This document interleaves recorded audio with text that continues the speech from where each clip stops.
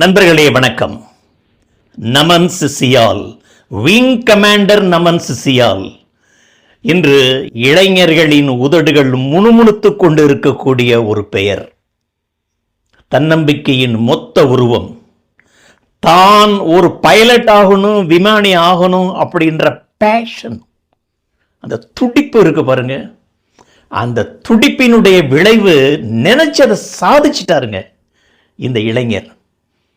ஹிமாச்சல பிரதேசத்தில் இருக்கக்கூடிய ஒரு பள்ளத்தாக்கு, அங்க இருக்கக்கூடிய ஒரு குக் கிராமம். அப்பாவும் ஆர்மி ஆபீசர் தான். அதுக்கு பிற்பாடு ஒரு காலேஜில் பிரின்சிபல்ல வர்றாரு, எக்ஸ் சர்வீஸ் மேன். அப்பாவும் பையனும் சின்ன குழந்தைய இருக்கும் போதேவும், சியால் சின்ன பையனா இருக்கும் போதே வாக்கிங் போறது வழக்கம். அப்பாவின் பெருவிரல் அவனுக்கு மிக பெரிய நம்பிக்கையை கொடுக்கிறது. அப்பா பெருவிரல் அப்படி பிடிச்சுக்குவான் செல்லம்மா. நடந்து போய்கிட்டு இருக்கும்போது அவனை அறியாமலேயே அண்ணாந்து அப்படி பார்க்கிறான். நூற்றுக்கணக்கான பறவைகள் வட்டமிட்டு கொண்டிருக்கின்றன. அந்த பறவைகளை போல நானும் பறக்க வேண்டும் அப்படின்ற ஒரு உத்வேகம், பேஷன் அவனுக்கு இருந்தது. அப்பா கிட்ட சொல்றான், அப்பா அப்பா அந்த பறவை இருக்கு பார்த்தீங்களாப்பா, அது மாதிரி நானும் பறக்கணும். அங்க தூரத்துல பாருங்க, ஹிமாலய மலைத்தொடர் இருக்கு, hills of Himalayas, Himalayan mountains. அந்த ஹிமாலயன் மவுண்டன்ஸை இந்த தொடுவானம் இருக்கு பாருங்க, இந்த ப்ளூ ஸ்கை, அதை அப்படியே டச் பண்ணிட்டு இருக்கோம். சொல்றான், பறவை மாதிரி பறந்து அந்த தொடுவானமும் ஹிமாலயன் மவுண்டன்ஸும் தொடுற இடத்து வரைக்கும் நான் பறந்து போகணும்ப்பா.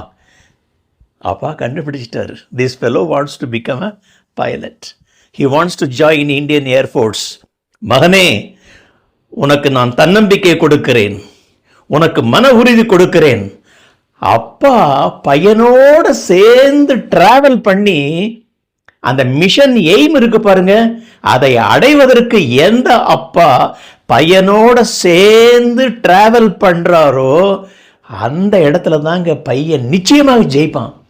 இங்கே நமன் சிசியாலோட அவங்க ஃபாதர், அவங்க அப்பா, அவரும் சேர்ந்தே பயணிக்கிறாரு. ரெண்டு பேருக்கும் ஒரே மாதிரியான சிந்தனை, ஒரே மாதிரியான எண்ணம். லோக்கல் ஸ்கூலில் தாங்க அவர் படிக்கிறார். பெரிய ஸ்கூல்லெல்லாம் படிக்கல, அந்த ஊரில் இருக்கக்கூடிய சாதாரணமான ஸ்கூல். அங்கே +2 முடிச்சுட்டு அதில் அவங்க அப்பா இவரை நல்லா ஸ்பெஷலைஸ் பண்ணி விட்டது எதுன்னு தெரியுமா? Physics, mathematics, aviation, history. இது மூணுலையும் தரவு. NDAல ஈஸியாக இடம் கிடைக்குது, நேஷனல் டிஃபென்ஸ் அகாடமி. அதை முடிச்ச உடனே ஃப்ளையிங் ஆஃபீஸர். அப்பதான் முதல்ல ஃபைட்டர் ஜெட், அந்த ஃபைட்டர் ஜெட்டை ஓட்டக்கூடிய ஒரு வாய்ப்பு அவருக்கு எங்க கிடைக்குதுன்னாக்கா, AFS Jamnagar, aeronautic flying school Jamnagar. அங்கதான் முதல்ல ஏறி உட்கார்றான் ஃபைட்டர் ஜெட்டில் ஏறி உட்கார்ந்து சுவிட்ச் ஆன் பண்ண உடனே கர்ஜனை. அந்த கர்ஜனை, it sounded like a sweet music for him. மற்றவங்களுக்கு பெரிய சத்தம், இறைச்சலா கேட்கும். ஆனா இந்த இளைஞனுக்கு அது ஒரு மியூசிக்கா இருந்துச்சான், இசை கச்சேரி மாதிரி இருந்துச்சான். என்ஜாய் பண்றான் இவன், என்ஜாய் பண்றான். அப்படியே ஃப்ளைட்ல பறந்து போகும்போதெல்லாம் ஜனங்கள்லாம் நினைக்கிறாங்க, இவன் ஏதோ வானத்துல ஒரு படம் வரைகிறானோ. அப்படி தனிப்பட்ட திறமைங்க, சொல்லி கொடுத்ததை விட அதிகமாக இவர் கத்துக்கிட்டாரு. அதற்கு அடுத்து ஓவர் ஸ்டெப் ஸ்குவாட்ரன் லீடர், தி விங் கமாண்டர். கார்கில் வார் வருது, கார்கில் வார் வாலண்டியர் பண்றாரு, நான் பார்ட்டிசிபேட் பண்றேன்னு. கார்கில் வார்ல சக்சஸ், பல வெற்றி வாகை சூடுறாரு. வாயு சேனா மெடல் அவருக்கு கொடுக்கப்பட்டது. அதற்கு பிற்பாடு அவரது கவனம் முழுசுமே ஏர் ஷோ, வானத்துல சாகச நிகழ்ச்சிகள் நடத்துறதுல அவரது கவனம் போச்சு. அதுல ஏறி அவர் சுத்துன்னு சுத்தினார்னா, அந்த ஸ்பெக்டேட்டர்ஸ் எல்லாருமே spellbound with mouths wide open ஆன்னு பார்த்து கரகோஷம் எழுப்புவாங்களாம். அந்த கரகோஷம் அவருக்கு அதிகமான உத்வேகத்தை கொடுத்தது.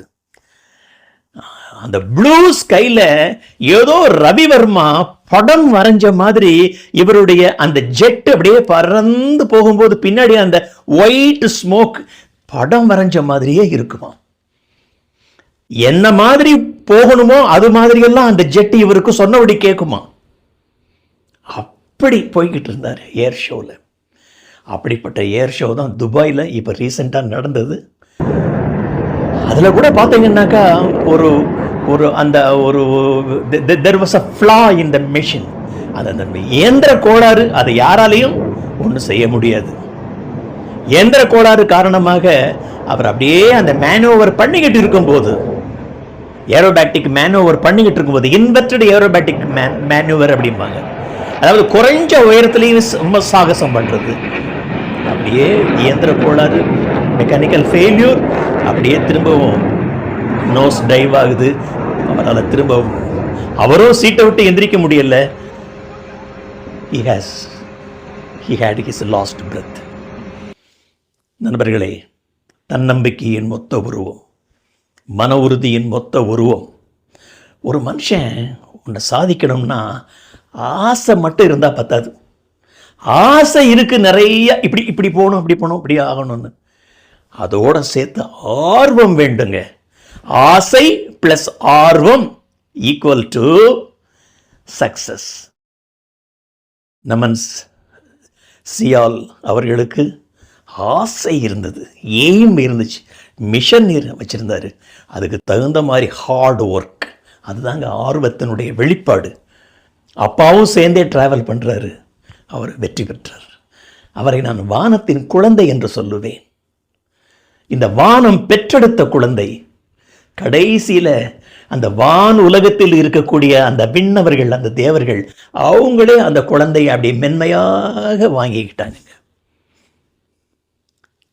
அவர் அந்த துபாயில் ஏர் ஷோவில் கீழே விழுகும்போது கூட சிவிலியன்ஸை காப்பாற்றணுன்றதுக்காக கொஞ்சம் தள்ளி போய் தான் நடந்ததா அது. He wanted to save the civilians from the fire.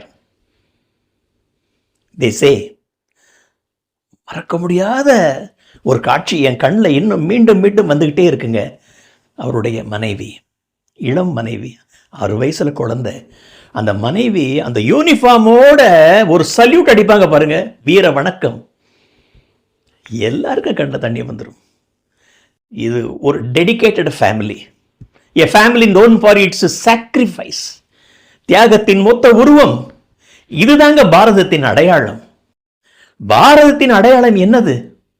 sacrifice, service, dedication. They are all the symbols of Mother Bharat.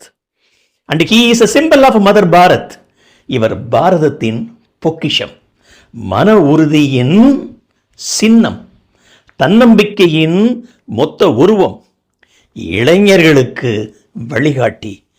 அவரது ஆத்மா சாந்தி அடையட்டும். வணக்கம்.